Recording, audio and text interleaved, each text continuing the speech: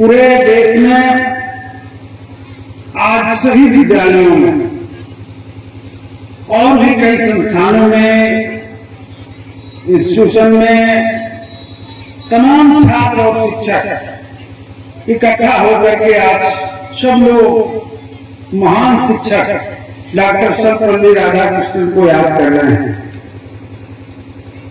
तो जब हम एक महान शिक्षक को याद करते हैं तो हम सबको भी अनुभूति होती है, और ये बात भी सत्य है। हमारे ग्रंथों में भी कुछ बातें जो लिखी गई हैं कि गुरु गोविंद को खड़े काको लागू पांव, तो उसमें भी आता है कि सबसे पहले हमें गुरु को ही प्रणाम करना है जिन्होंने गोविंद से हमें मिलाने का काम किया।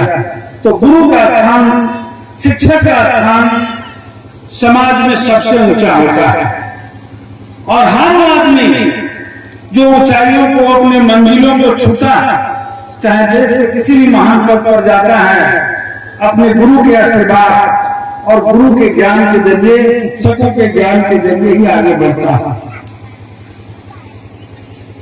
देश रत्न डॉक्टर राजेंद्र प्रसाद हो या हमारे देश के और बड़े महान नेता हों, देश रत्न बाबा साहब डॉक्टर भीमराव अम्बेडकर हों, इन तमाम लोगों की उपलब्धियों को भी अगर हम पढ़ें तो सब लोगों ने गुरु का स्थान, शिक्षक का स्थान सबसे ऊंचा दिया। बाबा साहब ने तो यहां तक कहा कि शिक्षा वो शेरनी का दूध है कि जो जितना पिएगा उतना दहाड़ने का काम करेगा। इसलिए शिक्षा सबसे मूल चीज है, और इसलिए मैं आज के वक्त में इतना ही बात कहूंगा कि शिक्षा बहुत जरूरी चीज है। वो जीवन की एक ऐसी पूंजी है जिसे चोर भी नहीं चुरा सकता, और इसके जरिए कोई आपको बांट भी नहीं सकता। आप धन जमा करेंगे तो उसको बांटने वाला आदमी मिल जाएगा। अगर आप धन जमा करेंगे तो उसको चुराने वाला आदमी मिल जाएगा। लेकिन ये एक ऐसी पूंजी है जिसको कोई न बांट सकता है न चुरा सकता है, बल्कि आप अगर चाहेंगे तो दुनिया में बांट सकते हैं। और विद्या एक ऐसी चीज है, ज्ञान एक ऐसी चीज है जिसके बारे में कहा ही नहीं गया है। मैं अपने जीवन की अनुभूति से बताना चाहता हूं कि आप जितना ही बांटिएगा उतना ही इसका विकास होगा, उतना ही बढ़ता। ज्ञान ही है जो बांटने से घटता नहीं है, बढ़ता है। इसलिए मैं तमाम लोगों से और बच्चों से कहूंगा कि जितना हो सके ज्ञान का अर्जन कीजिए और उस ज्ञान को ज्यादा से ज्यादा लोगों में बांटने की कोशिश कीजिए, तब जाकर के आपका ज्ञान का विकास होगा। लेकिन आज बोलने वाले ज्यादा लोग हैं इस बात को कि शिक्षित बनो, बाबा साहब ने भी कहा शिक्षित बनो। सब लोग बोलते हैं भाषणों में कि शिक्षा ग्रहण करो, लेकिन हम थोड़ा ये बात कहते हुए भी आप लोगों को अंतिम एक बात कहूंगा कि शिक्षा किस लिए, शिक्षा पाने का उद्देश्य क्या होना चाहिए, ये भी बात साफ होना चाहिए। और शिक्षक जो पढ़ा रहे हैं, मैं उन शिक्षक बंधुओं से भी मेरा जो अपना अभिज्ञता एनालिसिस से मैं रखना चाहूंगा कि शिक्षा का दिशा भी आप ही को तय करना है कि बच्चे जो शिक्षा लेंगे वो किस लिए लेंगे, और आप बताएंगे कि शिक्षा किस लिए लेते हैं। क्योंकि आज शिक्षा सच मायने में कहा जाए तो व्यवसाय बन गया है,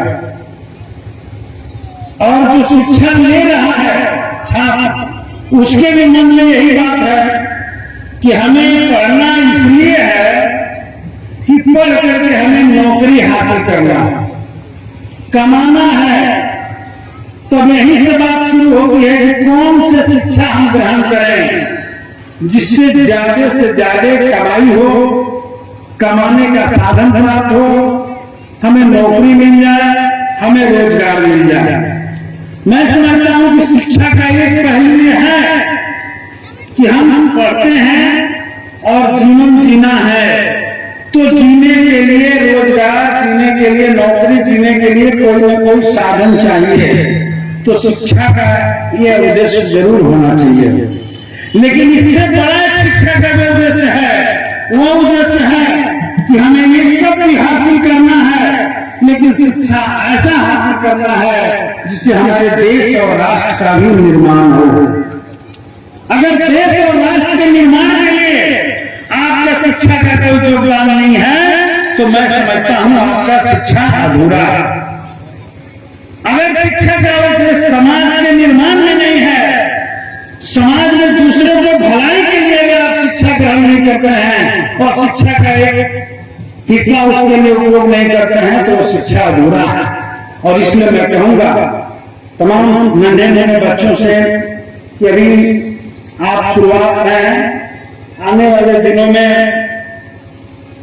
यही बच्चे देश के कर्णधार हैं, देश के भविष्य हैं। आप ही लोगों को इस देश को आगे बढ़ाना है। आप ही लोगों में से कोई बड़े अधिकारी बनेगा, कोई बड़ा अफसर बनते हुए कोई बड़ा इंजीनियर बनेगा, कोई बड़ा डॉक्टर बनेगा, कोई साइंटिस्ट बनेगा, और जो सबसे अभी के समाज में स्थापित बात है नेता बनना, उसको लोग कहते हैं कि नेता वाला नहीं बनना। ये पूरा अंधारा है।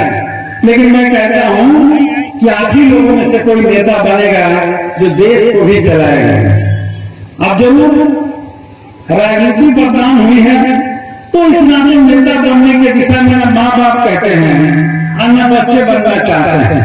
लेकिन मैं ये कहना चाहता हूं कि नेता भी बनना अच्छी बात है, और नेता जो बदनाम नेता है वैसे नेता नहीं, बल्कि ऐसा नेता जो इस देश और राष्ट्र का निर्माण सके और इस गलत पॉलिटिक्स का विरोध करके एक नया राजनीति का जन्म दे सके, वैसा नेता भी बनना जरूरी है, क्योंकि उसके बिना देश सही रास्ते पर नहीं जा सकता। आप कितना बड़े अधिकारी बन जाइए, देश राजनीति से ही चलती है, इसलिए राजनीति में भी हिस्सा लेना चाहिए। मैं तमाम बच्चों से कहूंगा, हम लोग आप लोग जैसे थे, छोटे छोटे थे, तो कभी कभी 15 अगस्त के दिन जब हम लोग स्वतंत्रता दिवस मनाते समय में 26 जनवरी का यह गीत चल रहा था कि जब लोग बच्चे लोग आते थे कि इंसाफ के डगर पे बच्चों दिखाओ चल के, ये देश है तुम्हारा, नेता तुम ही हो कल के। तो हम लोग को कभी कभी सोचते थे ये लोग क्या कह रहे हैं, हम लोग नेता कहां बन सकते हैं, वो तो कोई ऐसा आसमान से आने वाला आदमी बनता। लेकिन कहा गीत में तो है कि आप ही कल इस देश को देश का नेता है, इसलिए इंसाफ के रास्ते पर चल कर दिखाओ, एक दिन तुम इस देश का नेतृत्व करोगे, इसी में से कोई देश का नेतृत्व करेगा, कोई देश एक बड़े वैज्ञानिक बन करके देश को नया नया खोज करके देगा। ये सब कुछ आप ही लोगों के बीच से निकलेगा, और कहां से निकलेगा ये भी नहीं कहा जा सकता, वो सब भविष्य के गर्भ में है। हम लोग यही सुनते हैं, कहावतें भी है, मास्टर साहब लोग, शिक्षक बंधु लोग यहाँ उपस्थित हैं, पढ़ाते हैं कि कमल जो है सबसे अच्छा फूल होता है, लेकिन वो कहां से निकलता है, वो कीचड़ से निकलता है। यानी कीचड़ में कमल खिलता है। और इसलिए मैं कहना चाहता हूं कि विद्यालय चाहे छोटा हो या बड़ा, किसी भी विद्यालय से कमल खिल सकता है, किसी भी विद्यालय से अच्छे बच्चे निकल सकते हैं जो देश के साइंटिस्ट, देश के वैज्ञानिक, देश के अर्थशास्त्री, देश के अफसर, देश के नेता बन सकते हैं। इसलिए मैं बच्चों से आग्रह करूंगा कि बदमाशी तो बचपना में होती ही है, इससे इनकार नहीं किया सकता है, लेकिन गुरु लोग जो आपको ज्ञान देते हैं उस पर ज्यादा से ज्यादा अमल करते हुए पढ़ाई पर विशेष ध्यान दीजिए, और देश के भविष्य के निर्माण के लिए गुरुजनों से भी मेरा आग्रह होगा कि बच्चों को बेहतर शिक्षा, नैतिक शिक्षा, सामाजिक शिक्षा के साथ साथ जोड़ करके केवल रोजगार परक शिक्षा की दिशा में जो अभी योजनाएं सरकार ले रही है, ये शिक्षा को एक तरह से कहीं तो बर्बाद करने की कोशिश है। और अभी नई एजुकेशन पॉलिसी आया है, वो तो और बर्बाद करने वाला है। मैं गुरुजनों से कहूंगा कि जरूर आप लोग बातचीत करते समय में उस पर चर्चा करेंगे, जो शिक्षा को चौपट कर देगा और शिक्षा मात्र एक तकनीक बन करके रह जाएगा। उसको हम लोग लड़ रहे हैं कि वैसी शिक्षा नीति जो लाई गई है वो बदल दिया जाए, जो हमारे देश की सरकार ले आई है। तो उस पर भी हम लोग चर्चा करेंगे। अंत में मैं अपने तरफ से सभी बच्चों को आशीर्वाद देते हुए या कहते हुए, शुभकामना देते हुए कि शिक्षक दिवस के दिन आप यह संकल्प लें कि हम गुरु का सम्मान करेंगे और शिक्षा जगत में चाहे जितनी बड़ी ऊंचाई हो, अपने मेहनत और परिश्रम से उसे हासिल कर दिखाएंगे। आज का वक्त मैं समझता हूँ उसी काम के लिए है, इसी संकल्प लेने के लिए है। और गुरुजनों से भी मैं आग्रह करूंगा कि एक अच्छे शिक्षक बन करके आप ही राष्ट्र का निर्माता के रूप में पूरे समाज को दिशा निर्देश देते हैं। और इसलिए अपने कर्तव्यों का आप भी पालन करें और आप अपने कर्तव्यों को पालन करते हुए इन बच्चों को आगे बढ़ाने में और योगदान करें। साथ ही साथ जो मैनेजमेंट के लोग हैं, जो गार्जियन लोग हैं, विद्यालयों को आगे बढ़ा रहे हैं, मैं चाहूंगा कि उनका भी भरपूर सहयोग मिले। और मेरे तरफ से भी जब जरूरत पड़े शिक्षा जगत में विकास के लिए जो भी मेरा सहयोग बन सकता है, आप याद करेंगे, हम आपके साथ खड़े रहेंगे। इन्हीं शब्दों के साथ एक बार फिर आप सभी लोगों को, तमाम शिक्षक गुरुजनों को और तमाम बच्चों को, तमाम प्रबुद्ध लोगों आए सबको, गार्जियन को, यहाँ बहनों को मैं अपनी तरफ से शुभकामनाएं देते हुए धन्यवाद। इंकलाब जिंदाबाद।